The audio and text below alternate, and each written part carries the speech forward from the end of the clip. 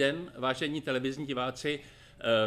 Hlásíme se ještě z Karlovarského filmového festivalu, kde se nám podařilo získat pro rozhovor Britských listů pana Petera Hamese. To je, vážení televizní diváci, odborník, filmový odborník, kterého by měla Česká republika oslavovat, protože od konce 70. let publikuje celou řadu knížek o československém a českém filmu od 60. let. Je aktivní, pracuje jako odborník na středoevropskou kinematografii pro londýnský filmový festival. K těm knížkám patří Czechoslovak New Wave, československá filmová vlna, která vyšla už v 80. letech. Nejnověji Czech and Slovak Cinema, Theme and Tradition, český a slovenský film, téma a tradice, a také vynikající publikace Dark Alchemy, Films of Jan Švankmajer, Temná alchymie, filmy Jana Švankmajera. Podařilo se nám získat tedy Petera Hamese pro náš rozhovor, budeme s ním hovořit v angličtině, dále pokračujeme v titulcích. Mr. Hames, thank you very much for coming to our interview. I just wanted to ask you, you've been writing about Czech films and Slovak films since the 1960s. What made you? Well, I like many people, my main introduction to Czech and Slovak film was through the Czechoslovak New Wave in the late 60s, mid to late 60s. And in particular, of course, the work of Miloš Forman and Jiří Menzel, because Forman won 2 Academy Award nominations, Menzel won an Academy Award, Jan Kadar and Elmar Klos won an award for Shop on the High Street. So this made Czech and Slovak cinema internationally available, I think, for the first time. And my interest was that I was at that time working as a film lecturer, but also in the Film Society movement. And I got to organize several sessions for film societies, which made available to them the new Czech and Slovak films available that were going to be distributed. And it became obvious that there were many, many films behind this sort of front of Oscar winners. Films by Shaw, films by Jireš, films by Hidilova, and they reached international audiences in a completely new way. So you basically were fascinated by the fact here they were suddenly, what was happening in this part of Europe, Central Europe, where they were suddenly winning these international prizes, were getting this international exposure. So this is why, as a film lecturer, you decided to actually look into it slightly more closely. Yeah, that's clear. I mean, it was obvious to me that many of these films, which were less available or less critically acclaimed, would have been critically acclaimed if they'd come out of Italy or France or so on. But what was so good about these films? Because, I mean, criticism can be raised against some of the currently made Czech films that they basically cater only for the local audiences, because of course they are now, unlike in the 60s, under commercial pressure, so they have to do that. But in the 60s, they of course dealt with local with issues that were of concern to local audiences, but at the same time they had some kind of weirdly international appeal, and they had international. What was this international appeal? Well, certainly, if you're looking at Forman and Menzel, it was the comic appeal, the human appeal, which certainly had an international impact, and I think you could really say that they also impacted on film directors internationally, particularly in the UK.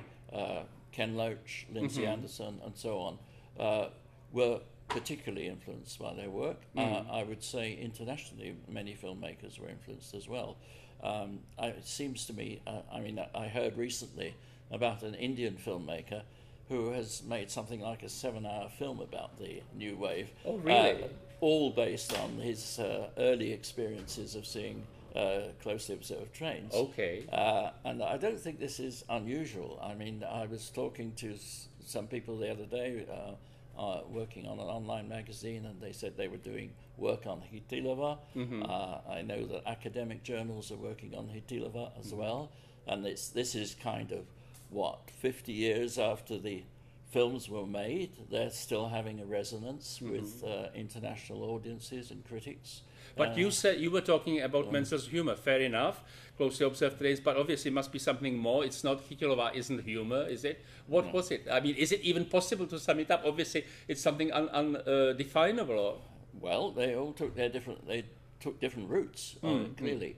I mean, if you're looking for a sort of common denominator, I don't think you'll find one, because many of those directors were encouraged, I think, to develop their own personalities and their own individuality. I guess that's still the case today.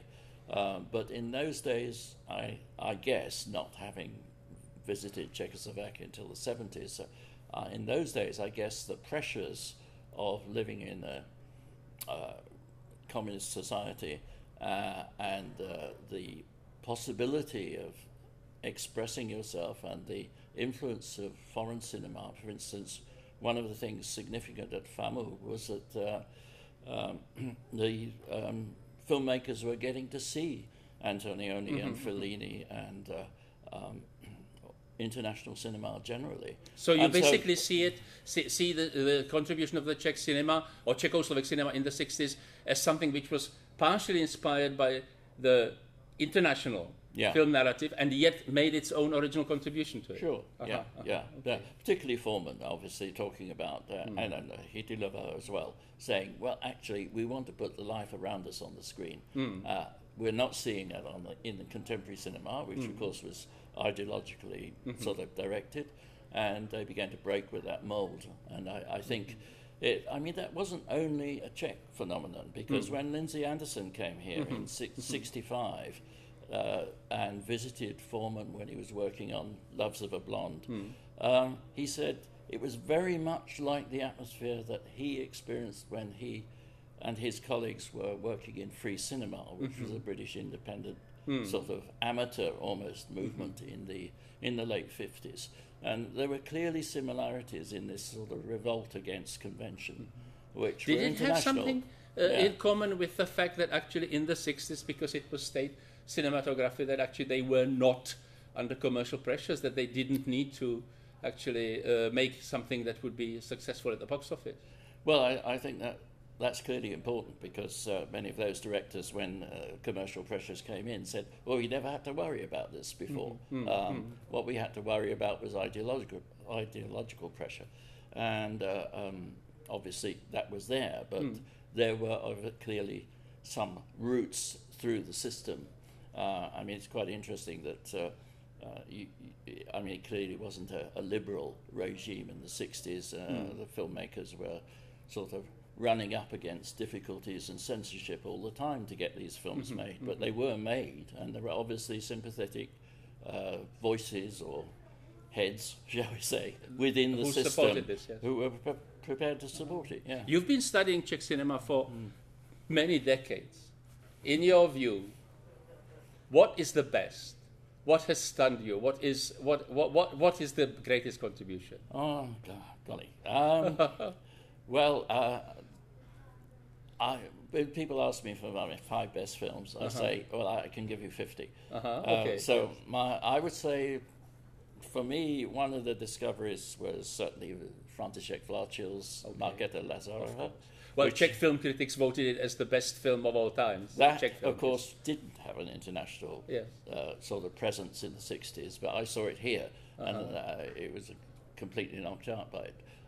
Also, one of the films which was very successful internationally, Ivan Passer's Intimate Lighting, and of course, inevitably, Jan Švankmajer's surrealist work, which has sort of transcended the decades in a way, from the 60s right through to the present, is the most systematic presence in Czech cinema.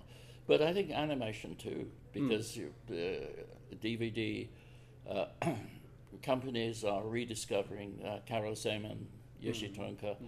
You write actually introductions for the DVD editions. I've noticed that your name is connected. In fact, the television viewers, we have to say that I checked Mr. Hames's bibliography today, he's got 29 items there about Czech cinemas, which is really quite amazing, frankly. Really? Yes. I didn't know It's that. also articles and introductions to various DVDs, but great, yes.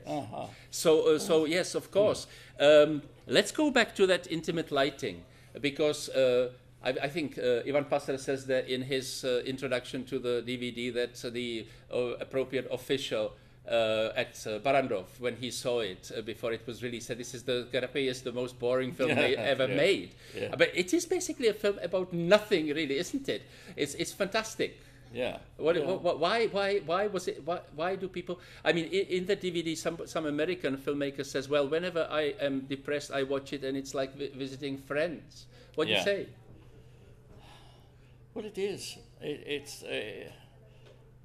It's about observing people, and observing people who fundamentally are, I would say, attractive, sympathetic, like visiting a family as you would wish it to be, even though there are all these conflicts. They're kind of gentle conflicts within it, I think. Yes. And Schwankmajer, why is Schwankmajer so important and timeless, or is he timeless?